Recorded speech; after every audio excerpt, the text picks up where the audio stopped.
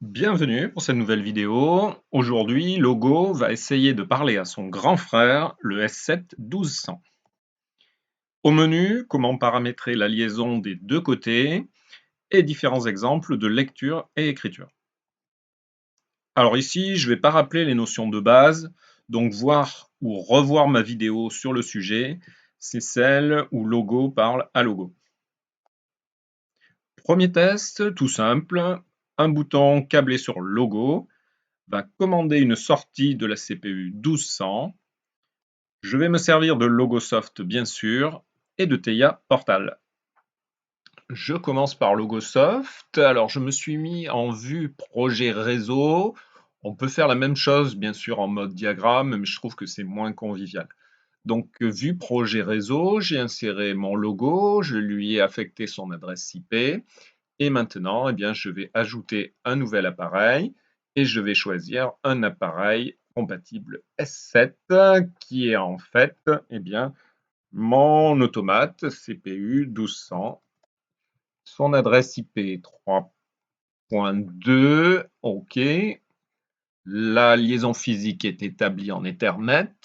Et maintenant, eh bien, je vais définir une opération d'écriture et cette écriture va se faire à partir de l'entrée I1 qui va, donc le bouton, qui va activer une sortie réseau que je paramètre pour accéder à un appareil distant qui en l'occurrence est ma CPU 1200 et je vais aller chercher à écrire dans Q0.0. OK. Il me dit attention, je dois saisir un TSAP valide. OK. Eh bien, vu que je ne le connais pas, on va aller voir le TSAP dans TEIA Portal. Alors, dans TEIA, eh bien, j'ai construit un projet avec une CPU 1212. J'ai affecté l'adresse IP 3.2 par exemple pour moi. Je me suis mis dans la vue appareil et réseau. Ça va être plus sympa pour voir un petit peu ce qui se passe. Donc, vue réseau. Et je vais rajouter mon logo à côté. Alors, je vais le mettre là, comme il était tout à l'heure, le PLC à droite et mon logo. Alors, dans le catalogue, il n'y en a pas par défaut. Je peux prendre un appareil neutre à un port Ethernet, par exemple. Voilà, je vais renseigner et lui dire que ça, eh bien, c'est logo, ça n'a aucune importance, c'est juste visuellement, ce sera plus sympa. L'adresse IP, c'est bien la 3.1 pour le logo. Et ensuite, je vais faire le raccordement Ethernet entre les deux équipements. Donc, raccordement Ethernet. Pour l'instant, la liaison n'a pas été définie. Je le fais, liaison S7 entre mon logo et mon PLC, insertion, nouvelle liaison. Sur le PLC, c'est l'interface Ethernet, profil net, ajouter, fermer. On voit qu'elle a été créée. Elle apparaît en bleu. Je vais enlever les adresses IP. Elle apparaît en bleu. Alors, elle ne va pas jusqu'au bout parce que le logo, là, il n'a pas de fonction réseau. Donc, elle a bien été créée. Ça va être à nous de définir exactement les points d'accès. On voit que ça apparaît en rouge. Ce n'est pas encore bien renseigné. Je vais la nommer tout simplement liaison entre mon logo et le PLC. Le partenaire, alors je vais lui donner le même nom, voilà, logo, c'est pas obligatoire, mais c'est plus joli aussi. Important obligatoire, l'adresse IP bien sûr, 192.168.3.1. ID local, ça je laisse par défaut. Propriété, j'y viendrai tout à l'heure. Et là, j'arrive au niveau des points d'accès, donc les TSAP. Au niveau du logo, je sais que ça commence en 20, donc je vais aller chercher 20, donc 20.0, c'est le premier TSAP des logos. Au niveau de ma CPU, alors je vais enlever automatique là et je vais le faire manuellement parce que sinon je ne connais pas le TSAP et je ne pourrais pas le renseigner côté Logosoft. Donc je vais aller chercher le premier, le 10, voilà. 10 et donc ça me donne un TSAP 10.1. Voilà, quasiment tout défini. Ah non, les propriétés, je vais enlever établissement actif et donc ma liaison maintenant est complètement définie. Je retourne dans Logo Soft pour saisir le TSAP. Et bien maintenant, je peux renseigner le TSAP distant de ma CPU puisque je lui ai affecté l'adresse 10.01. OK. On voit que c'est devenu vert. Je rappelle que ça signifie que cette sortie est une sortie client. On le voit sur la liaison. Si je la sélectionne, hop, on voit bien que mon logo est client avec son TSAP 20.0 et il va accéder à ma CPU 1200 10.1, une opération d'écriture. OK, je relie les deux ensemble, bien sûr, je le mets en face, ce sera plus joli. Et je transfère la configuration pour faire un test. Voilà, j'ai mis les deux fenêtres côte à côte. Côté logo, je suis bien en test en ligne, connecté. Si j'appuie sur le bouton que vous ne voyez pas, mais il va s'animer ici, voilà. De l'autre côté, TIA Portal, je suis également en ligne et je visualise l'état de Q0. Donc, normalement, si tout s'était bien passé, quand j'appuie, je devrais activer la sortie Q0. Ce qui n'est pas le cas ici. Volontairement, j'ai fait exprès pour vous montrer que quand ça ne fonctionne pas, soit on essaye de regarder si on ne s'est pas trompé sur les adresses, les numéros de port, les points d'accès, etc. Ou sinon, on peut voir ce qui se passe au niveau de la vue réseau et des liaisons. Ça, c'est intéressant. Et là, on voit bien qu'il y a deux liaisons avec mon automate. La liaison verte, c'est celle qui est associée à la visualisation dynamique dans TIA Portal. Et l'autre, donc logo PLC, celle que j'ai créée moi, qui est rouge ici et qui est non disponible. Donc là, on voit que c'est un souci matériel. Soit c'est pas connecté. On peut le voir d'ailleurs aussi au niveau de l'écran du logo. Je vous montre. Alors, je vais dans Diagnostic, Logiciel, Connexion de données. Et là, on voit déconnecté. On va essayer de regarder pourquoi. Les adresses IP pourtant sont bonnes. Les TSAP sont bons également. Donc c'est par ailleurs qu'il y a un souci. Le problème, c'est tout simplement au niveau de l'automate, le piège classique. Au niveau de ma CPU, je dois vérifier que celle-ci puisse se connecter à l'extérieur. Par sécurité, en fait, par défaut, ce n'est pas autorisé. Et donc là, je vais faire autoriser. Alors, il faut que je me déconnecte. Couper. Autoriser. Je retransfère.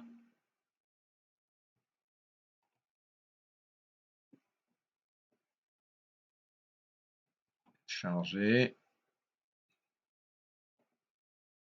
Terminé. Visualisation dynamique. Je me mets dans la table de visualisation, les petites lunettes. Et maintenant, quand j'appuie sur le bouton, on voit qu'il est on au niveau du logo et qu'il est true ici. Je le relâche. La connexion, c'est bien établi. Tout fonctionne correctement. La vue du vrai matériel où on voit que l'appui sur le bouton engendre l'activation de la sortie ou pas. Tout est OK. Allez, on poursuit avec une application un peu plus complète pour voir différentes façons d'échanger des données entre les deux équipements. Sur l'exemple précédent, on a vu un bloc sortie réseau NQ.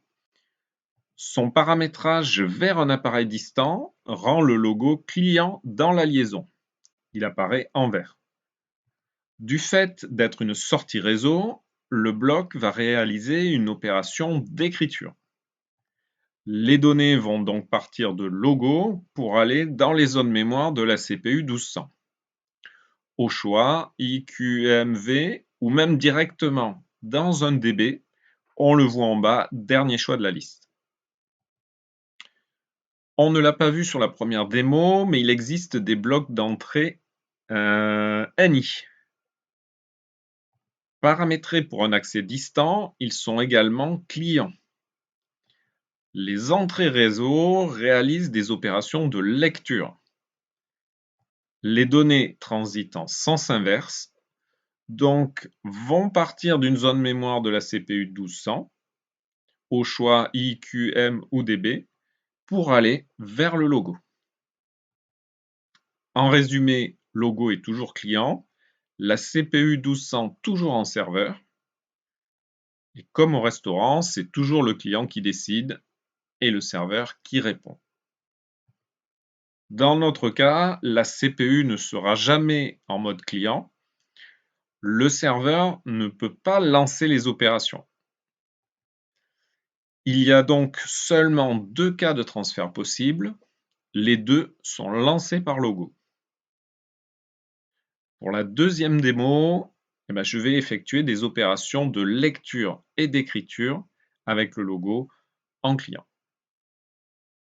Sur cet exemple, un compteur dans logo et un autre dans la CPU, avec affichage de la valeur de part et d'autre, affichage également des compteurs sur les partenaires distants. Les deux valeurs seront visibles des deux côtés.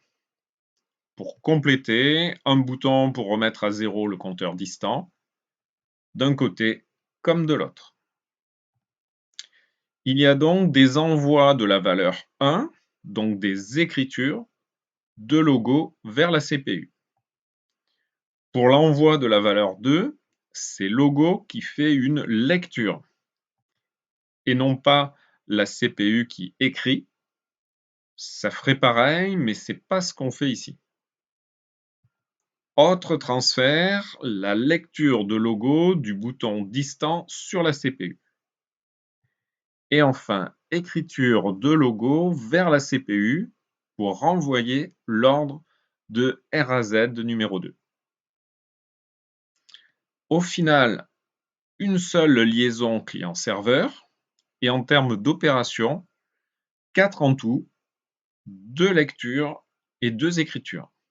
Parfois sur des bits, parfois sur des valeurs numériques. Eh bien allez, on regarde dans les programmes. Au niveau de TIA Portal, ça ne change pas par rapport à tout à l'heure. Le logo et mon PLC reliés par une liaison S7, on en a parlé. J'ai juste rajouté une IHM qui va me servir de supervision. Alors elle n'est même pas en vrai celle-là. Elle sera simulée alors que le reste, il y a un vrai logo et une vraie CPU 1212. Alors, au niveau des variables, les variables du programme, on a le compteur du logo que l'on va récupérer et mettre en MW0, l'ordre de R à Z qui va être issu du I0.0, donc un bouton câblé sur l'entrée de mon automate, et ensuite un DB qui contient la valeur du compteur de la CPU et l'ordre de R à Z. Je montre la DB, donc le booléen, valeur, un entier, important, propriété, pour savoir quelles sont les adresses, on ne doit pas faire un accès optimisé. Et donc là, on a bien les adresses qui vont servir dans Logo. Au niveau du main, il n'y a rien. Et je vais faire le comptage avec une tâche cyclique qui s'active toutes les 100 millisecondes et qui va faire soit une décrémentation, soit une incrémentation du compteur. Quand on arrive à 100, on repart à 0. Et si on est à 0, on reste à 0. Voilà, c'est tout simple. Dans Logo, on va retrouver le compteur, donc le bloc B1 qui est une rampe analogique, cadencée à 10 par seconde, donc ça fait la même base de temps que de l'autre côté à 100 millisecondes. Lorsqu'on atteint la valeur 100, on recommence à 0. On envoie la valeur vers la CPU à l'adresse MW0, c'est donc une écriture. On est bien en client, c'est vert. Au niveau de l'entrée cell, là, c'est donc la remise à zéro. Eh bien, elle est issue de la lecture du bouton i0.0 de la CPU que l'on va récupérer. Donc, par lecture. Aussi, par lecture, on va récupérer la valeur du compteur de l'autre côté. Alors, les deux blocs qui sont là, ils servent à rien, c'est juste pour éviter de laisser le fil en l'air. Au niveau de l'entrée I1 du logo, eh bien, on va envoyer son état pour provoquer une RAZ du compteur de la CPU. Les adresses, regardons. Pour le booléen, on est sur DB1 et bit 0.0. Ok, c'est ce qu'on avait vu tout à l'heure dans TIA. Et au niveau de la valeur, donc c'est un word W2 qui est dans le DB1. Ok. Ensuite, en affichage, pour avoir les valeurs sur l'écran, un bar graphe, ce sera plus sympa. Au niveau de l'organisation du réseau, on remarque qu'il n'y a qu'une seule liaison. Et si je regarde à l'intérieur, on voit les deux opérations de lecture et d'écriture, tout ça sur une même liaison, ce qui signifie que logo est client pour 4 opérations. Voilà, allez, c'est parti pour un test. Voici donc les deux compteurs qui évoluent. Le compteur de logo qui apparaît au niveau du bloc B1 ou B2. Et on le voit bien sûr sur l'écran. Et on le retrouve de l'autre côté, au niveau de TIA Portal et sur l'affichage de l'IHM. De la même façon, le compteur de la CPU, donc qui se trouve ici, est envoyé de l'autre côté et on le récupère bien avec la bonne valeur. Si je fais une remise à zéro, par exemple en activant le bouton sur la CPU, on voit que c'est transmis à logo et il y a un RAZ de compteur de logo. Si je fais un RAZ à partir de logo, donc on voit, c'est bien transmis de l'autre côté et il y a RAZ aussi. Si je relâche, ça repart. Et bien sûr, si je relâche l'autre, ça repart également. Allez, je mets la caméra pour voir les vrais appareils. J'active le bouton sur le logo, donc RAZ demandé par le logo. Je relâche, ça repart.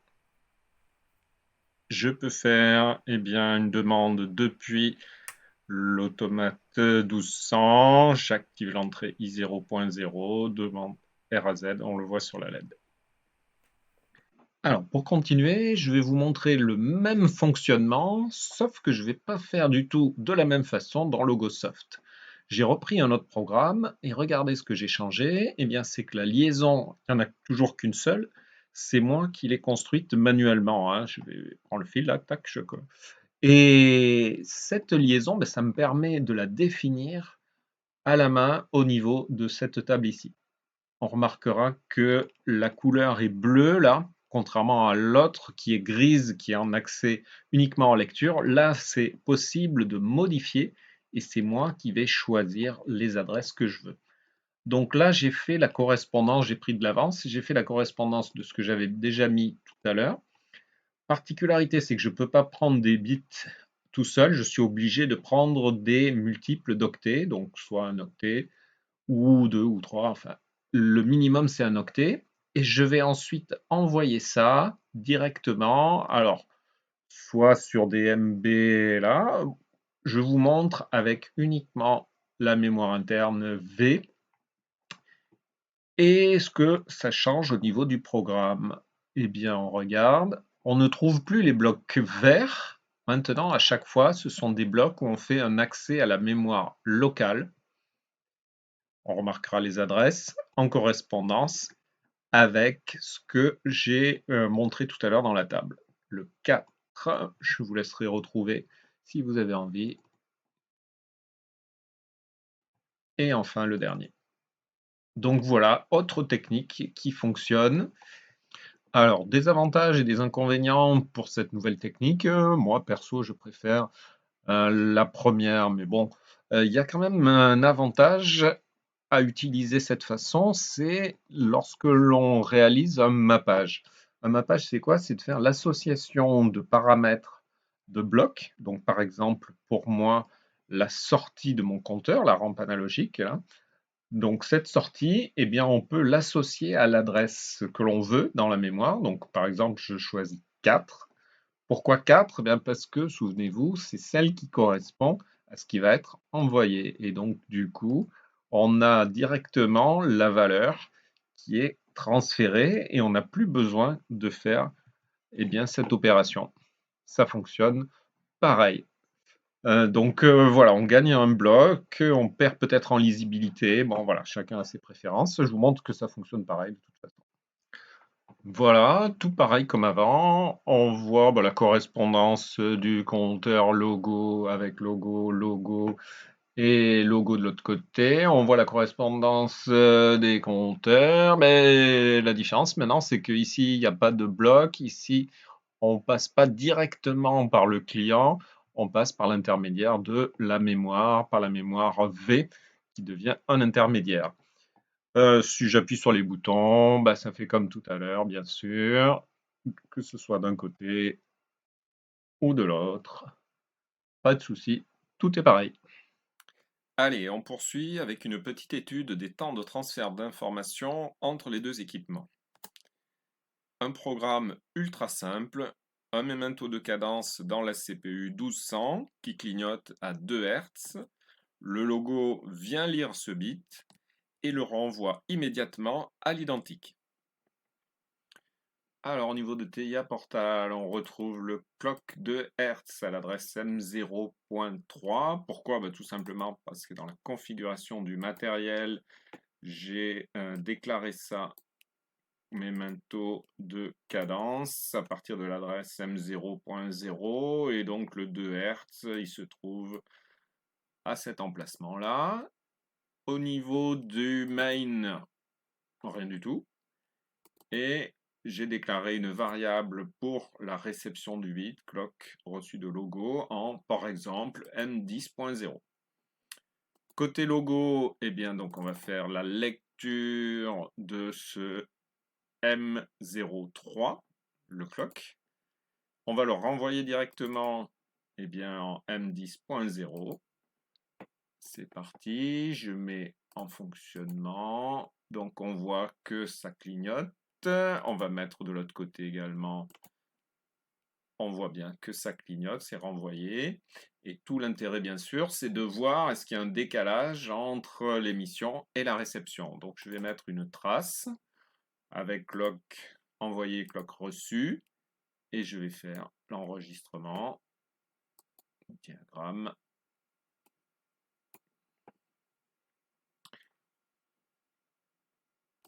Voilà, donc on voit eh bien, les temps de retard. Alors, vous voyez que c'est pas toujours pareil, hein. Je vais faire un zoom n'importe où. Eh bien, on voit un temps de retard entre l'émission vers clock de Hertz et la réception. Donc ça, c'est le temps en fait d'un aller et d'un retour, puisqu'en fait, il y a une lecture et une écriture. Donc deux opérations. Si on zoome encore plus, eh bien, on voit des temps de l'ordre ici de 50 millisecondes. Ça peut être plus, ça peut être moins, suivant les envois. On le voit, on le voit. Et bien justement, pour faire plus précis, je vais améliorer le programme. Je vais tout simplement déclarer une variable numérique et je vais faire la même opération de lecture et d'écriture. Variable numérique, je l'ai déjà déclaré, il s'agit d'un compteur. Alors, on voit la valeur qui augmente toute seule. Alors, pourquoi? Tout simplement parce que je l'ai incrémenté dans une tâche cyclique toutes les millisecondes. Voilà. On la voit donc à ce niveau-là. Je vais dans le logo, eh bien, la récupérer. Donc, je vais récupérer cette valeur MW100, MW100, et je vais la renvoyer. On la voit d'ailleurs avant de la renvoyer dans mon logo, on a la même valeur. Je la renvoie donc sur une adresse, par exemple MW102 dans la CPU. Donc, je vais rajouter 102, je l'ai appelé reçu du logo, et on voit que cette valeur suit. Alors bien sûr, est-ce qu'elle suit avec un retard ou pas? Tout l'intérêt, c'est d'utiliser une trace pour voir ce qui se passe. Je vais vous montrer, je vais enlever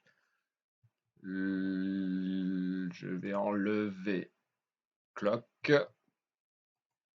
je vais garder plus que compteur reçu, transfert,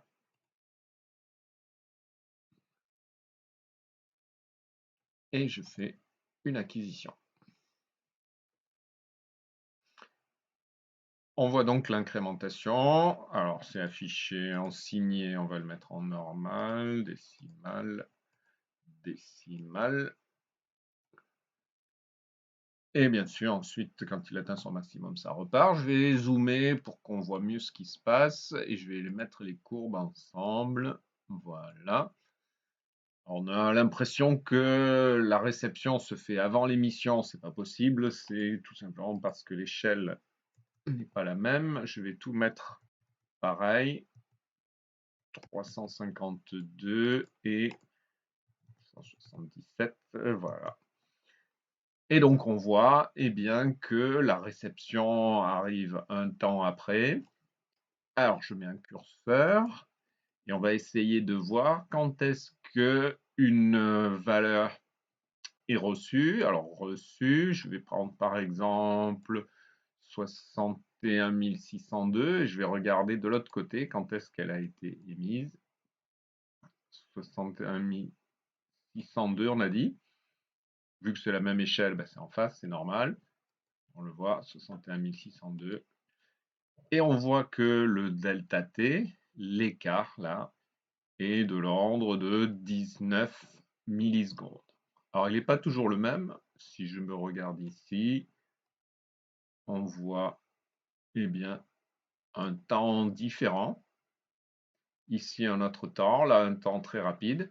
Je rappelle que ça, c'est un temps de lecture-écriture. Et ensuite, on voit un autre temps, là, de l'ordre de 100 millisecondes. Je vais détailler avec une animation pour voir ce qui se passe. On voit ici que la valeur du compteur est lue puis renvoyée. Cette opération, mesurée sur la trace, dure environ 20 millisecondes, temps entre l'envoi d'une valeur et la récupération de cette même valeur. Si on regarde la trace, en vert la valeur d'origine et en marron celle qui a fait l'aller-retour. En rouge, ici, on voit la même valeur. Il s'est écoulé environ 20 millisecondes entre les deux. On vient de voir également une longue période où il ne se passe rien. La valeur reçue reste la même, pas de lecture ni d'écriture. Le nouveau cycle de lecture-écriture n'intervient qu'au bout d'un certain temps, d'environ 100 millisecondes. On le voit sur le graphe, l'actualisation de la valeur ne se fait qu'environ 100 millisecondes après la lecture-écriture précédente. Alors, une autre façon de voir les choses, ce serait de calculer l'écart entre les deux.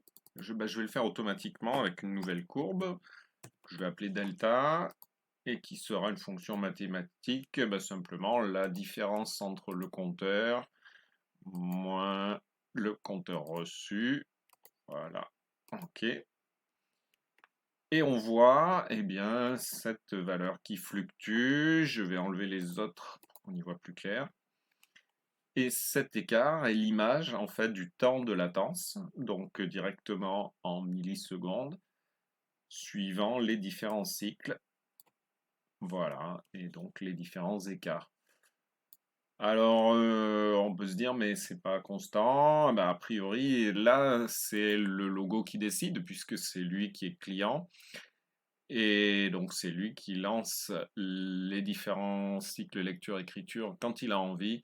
J'ai pas trouvé comment le paramétrer. Je pense pas que ce soit paramétrable. Si jamais vous savez le faire, n'hésitez pas à me laisser un commentaire.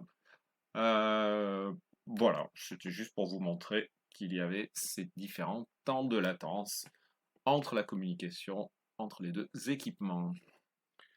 Voilà, ben vous savez tout ou presque. Je vous dis à bientôt pour de nouvelles vidéos.